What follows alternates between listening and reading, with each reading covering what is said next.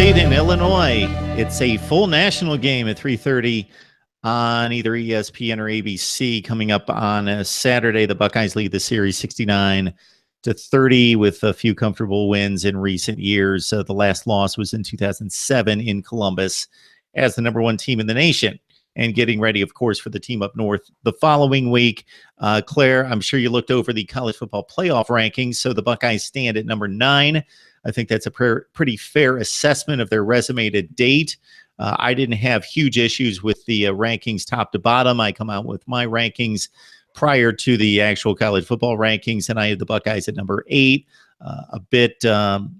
Let's see, I had them placed over Notre Dame was the only juxtaposition involving Ohio State at one spot. But just your thoughts about sitting at number 8 entering these final two games. I think it's completely fair. It's going to be if they do have any sort of shot at any playoff look, a lot has to happen that they are not in control of. And I think that's why Urban Meyer he's I don't know if you heard, but he kind of put a gag order on the local press to say, hey, we're not talking about this. We're not talking about what's next. We're talking literally, we haven't talked about what happened. We're talking about here and now, Illinois. That's it.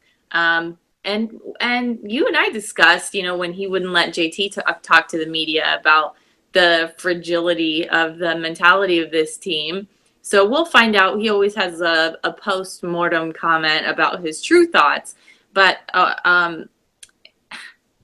the Iowa loss is the one big question mark that everybody's got as far as the committee is concerned. But you're right. I mean, if I'm Wisconsin, I would be trying to cheer and say, hey, what about us? But their resume, like you mentioned, is not impressive thus far. Oklahoma, I might be flipping them up into that.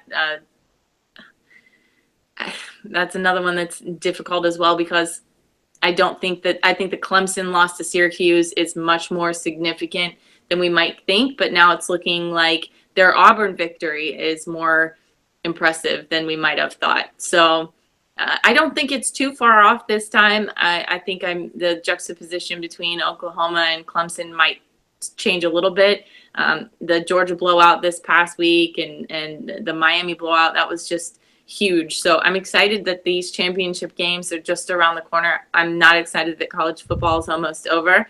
So I'm on board right now with the way it's going. Claire Crawford, you can join her on theozone.net. Look for her podcast with Joe Dexter. It's called Oh, Hail No, covering Ohio State football each and every week.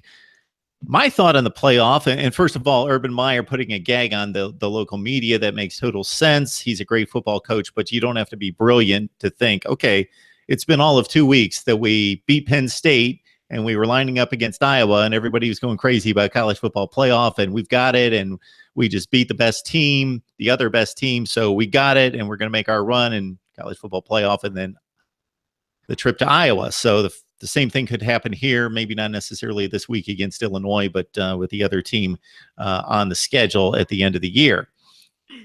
Could be an issue. So yes, no college football playoff. It's not a tangible, it's not an objective goal anyway. You can't control it. Can't control a Big Ten championship. Yep. You win all your games in the Big Ten, you're going to be the Big Ten champ. Or if you get to a stage in the season in which Ohio State has lost a Big Ten game, but we know mathematically they control their own destiny, that can be a goal. You can control it.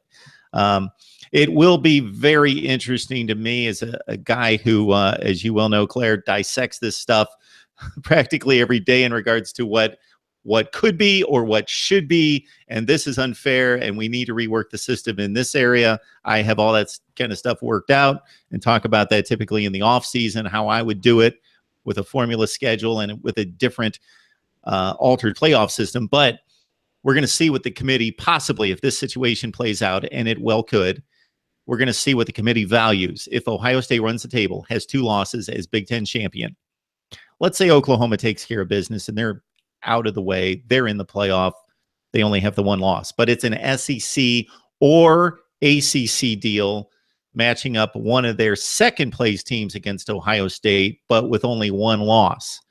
So you've got Clemson defeating Miami in the ACC championship game. So you have Miami at 12-1, but a non-winner of the ACC and or Georgia. No, let's see. They've already lost. So Georgia would have to win the ACC or the SEC championship. They beat Alabama. So Alabama's sitting there at 12-1 with the loss in the championship game. So they're not the conference winner, but they only have one loss. So you match up conference winner, 2 losses versus conference second place teams with 1 loss. And I think you and I talk about the system a lot, and there are conferences that have already disqualified themselves. And I'm afraid that the Big Ten might be one of those conferences at this point. Unless it's Wisconsin, right?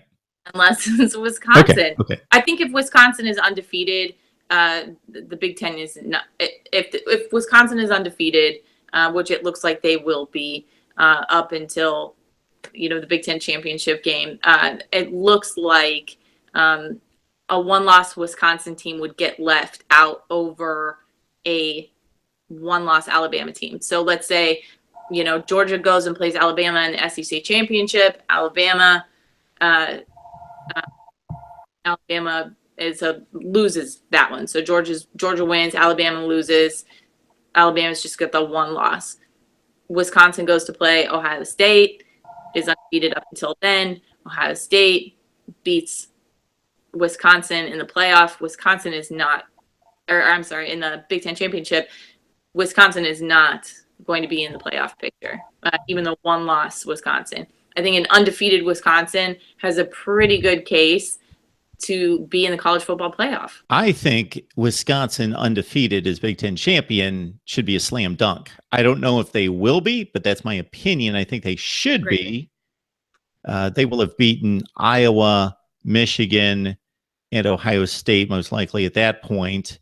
And so I think that would beef up the resume enough to get that done. Now, Wisconsin with 1 loss, comparing them to a 1-loss team that's a non-conference winner, I still think you go with the conference champion with the same record. Now, once the conference champion has a worse record than another team from another conference, that's where it gets a little dicey as well. And I'm not saying that the committee would choose Wisconsin with 1 loss as the conference champion over an Alabama or a Miami. I'm not saying that they would. I believe that they should. But it should get interesting. I don't think it's going to completely settle itself. Some people just think it always settles itself and it's completely cut and dry because they play the games and eliminate. I think that's partially true, but I will be shocked if it's just very clear cut. Oh, these 4 teams, boom, boom, boom. There you go. And they're decidedly better than 5 through 8. I don't think it's going to land like that. A few teams did their job this past weekend, like we talked about with the Miami and Notre Dame game. That's not something I think anybody expected to be such just a blowout. So I think everyone was curious to see where Notre Dame would land, but again, with them being an independent up until now, I believe have disqualified themselves. We're seeing what's going on out west. I think USC, if anything, has a fighting chance to put a wrench in Ohio State's plans. But I honestly think Ohio State is in the driver's seat for the Big Ten, and that's all they need to worry about. Claire Crawford from theozone.net. Please join her right there and her podcast with Joe Dexter. Oh, hail no. We talk Buckeyes with Claire each and every week as the Buckeyes face Illinois on Saturday at Senior Day in Columbus, the last day for a number of decorated seniors. And we talked about Billy Price in particular. All right, Claire, I think we've done enough damage. You have a great weekend. Enjoy the game in particular. You do the same. Thank you so much.